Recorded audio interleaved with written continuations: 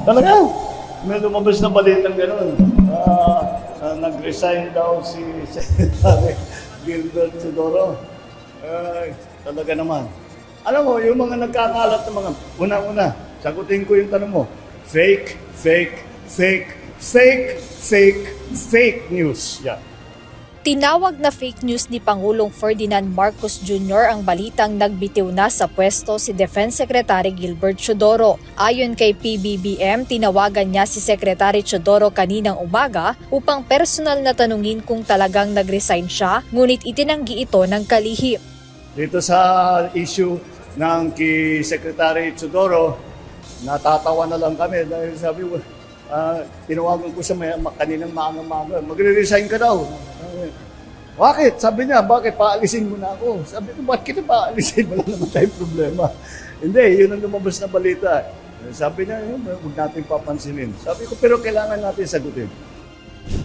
Sinabi ng Pangulo na ang mga gumagawa o nagkakalat ng ganitong mga usapin ay ang mga desperado na gumawa ng istorya, paninira at gulo na hindi naman nakatutulong sa pag-unlad ng bansa. Itong ganitong klaseng mga chismis, mga marites, kinakalat lang nila ito para manggulo. Huwag po kayo madala sa ganyan. Patuloy po ang aming trabaho. Huwag po kayo nadadala sa mga fake news na ganyang klase.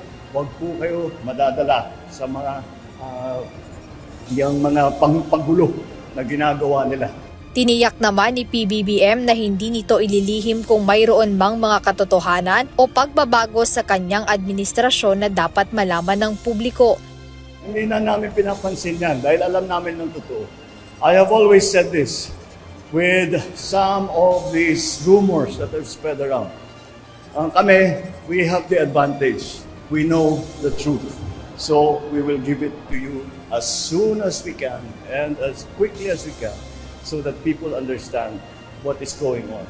Kaugnay nito, ipinatitigil naman ng Department of National Defense ang pagpapakalat ng maling impormasyon tungkol sa kalihim. Ayon sa isang pahayag ni Director Arsenio R. Andolong, spokesperson ng DND, walang basihang kasinungalingan ang balitang ikinalat ng ilang sektor online tungkol sa umano'y resignation ni Secretary Gibo. Dagdag pa nito na ang kalihim at ang DND ay nakatuon sa pagpapalakas ng kakayahan ng bansa upang maprotektahan ang ating territorial integrity at soberanya. Jed Neresina, UNTV News and Rescue. Diyos ang aming sandigan, serbisyo publiko ang aming pinahahalagahan.